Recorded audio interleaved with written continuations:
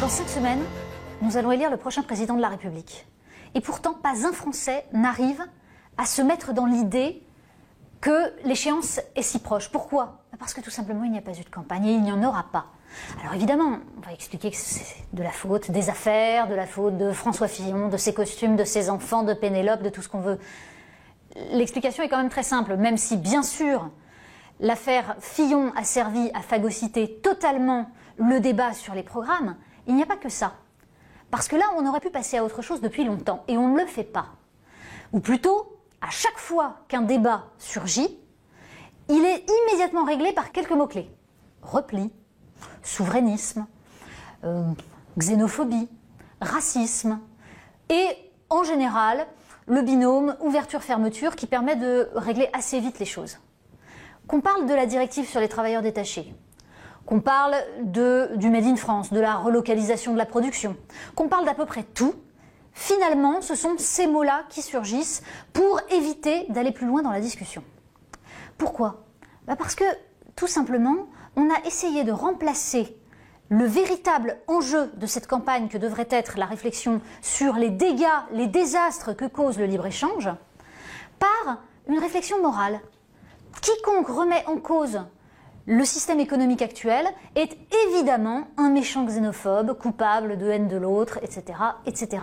La rhétorique existe évidemment depuis des années, hein. C'était exactement la même qui régissait l'ensemble des médias au moment du traité constitutionnel de 2005. Mais là, c'est devenu particulièrement frappant parce que dans cette campagne, ça permet de résumer les débats à un référendum pour ou contre le Front National. Pour éviter de mettre les pieds dans le plat, de parler de la désindustrialisation, de parler de la désertification des campagnes, de la destruction des services publics, parce qu'évidemment, quand l'État n'a plus d'argent, parce qu'il n'y a plus d'industrie, parce qu'il n'y a plus d'agriculture, eh bien il faut réduire le champ des services publics. Toutes ces questions-là, pour éviter de les mettre sur la table, un mot magique, Front National. Voilà, il faut voter utile pour lutter contre l'arrivée de la bête immonde et des hordes fascistes. C'est ça que nous prépare cette campagne électorale, qui va permettre de perpétuer le système dans la plus grande bonne conscience et, évidemment, dans un déni de démocratie absolue.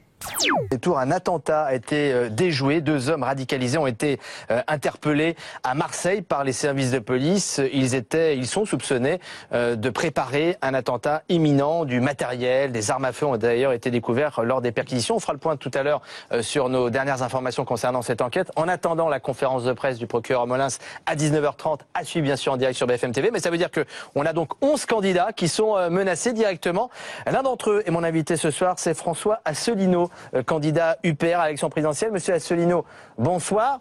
Certains des candidats avaient été prévenus la semaine dernière par les services de police. Des photos d'ailleurs des 2 suspects qu'on recherchait avaient été montrées notamment aux équipes d'Emmanuel Macron et de François Fillon. C'était également votre cas, monsieur Asselineau? Non, nous n'avons rien reçu. Ah, vous n'étiez pas du tout prévenu? Non, on a découvert par la presse qu'il y avait effectivement des risques d'attentats, mais je crois qu'effectivement, il y a eu une différence qui a été faite entre les candidats, mais ça n'est pas nouveau. De toute façon, dans cette campagne électorale, on voit bien qu'il y a des candidats aristocrates et des candidats qui sont des roturiers. Voilà, on le voit pour les débats, par exemple.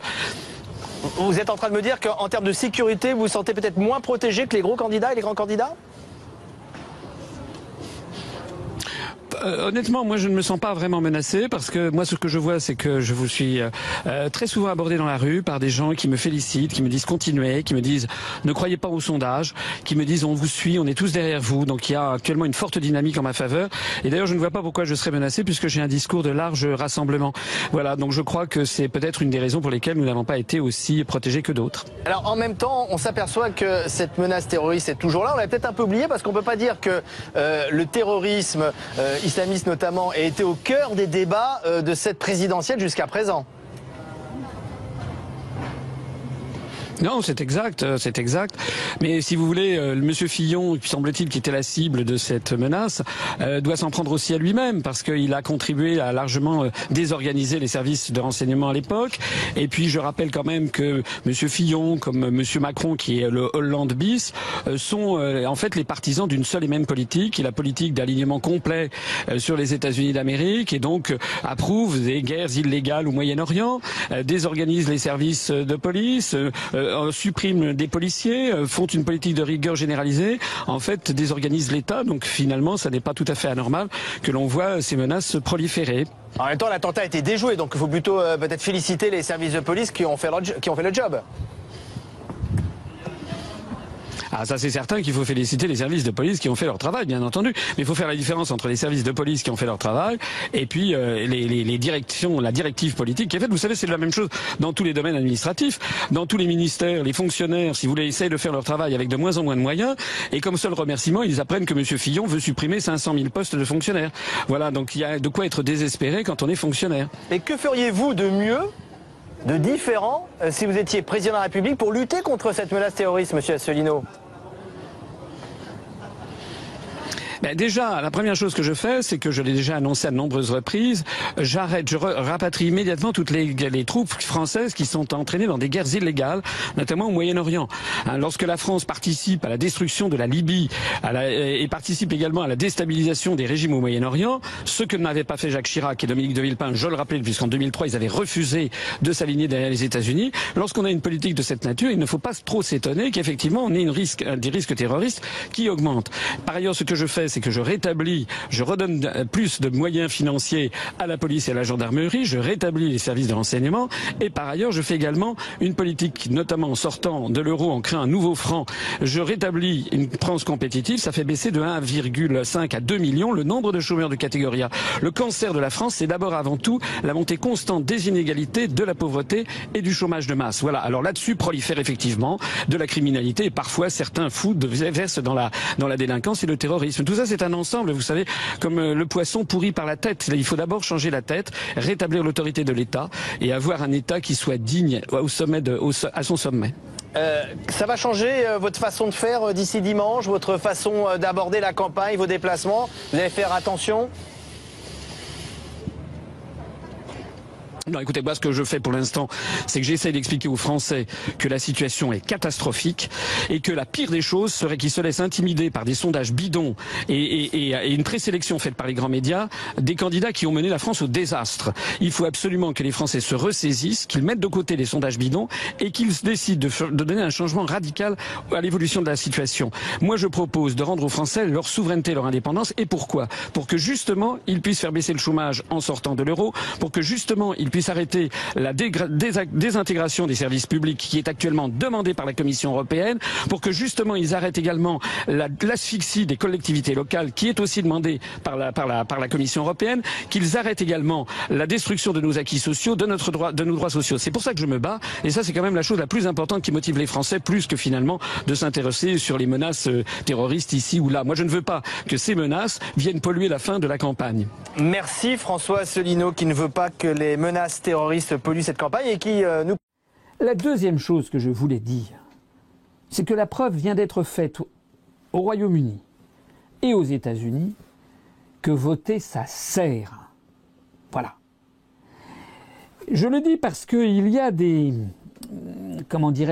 campagnes d'opinion qui sont lancées souvent un peu avant les élections. On ne sait pas d'ailleurs qui les lance. Quelles sont les officines qui les lancent? Je me rappelle qu'au moment des régionales, il y avait quelqu'un, ça s'était répandu comme traînée de poudre. Le fin du fin, c'était de brûler sa carte d'électeur. Ben, ça vous fait une belle jambe. Si vous n'allez pas voter, si vous brûlez votre carte d'électeur, l'oligarchie se frotte les mains.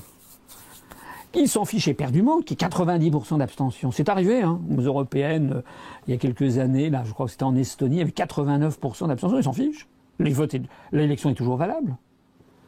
Donc, s'abstenir, c'est voter pour le système. Donc, il faut absolument ne plus écouter ces prophètes de malheur ou ces sirènes qui vous disent de toute façon tout est fichu, ce pauvre Asselineau qui croit qu'il va réussir, tout ça est verrouillé parce que par ailleurs on présente l'oligarchie comme une espèce de démiurge qui tient tout et son contraire. Et la seule possibilité en fait, ce serait le grand soir, c'est une grande révolution. Mais en fait, il n'y a pas de grande révolution. Voilà, les gens ils n'en sont pas encore en tout cas, à aller se faire trouer la peau avec des kalachnikovs pour de la politique, ça n'est pas vrai. Donc n'écoutez pas non plus ces prophètes-là qui vous disent qu'il ne faut rien faire et que les gens vont être très embêtés si vous n'allez pas voter. Au contraire, ils se féliciteraient que vous n'ayez pas voté.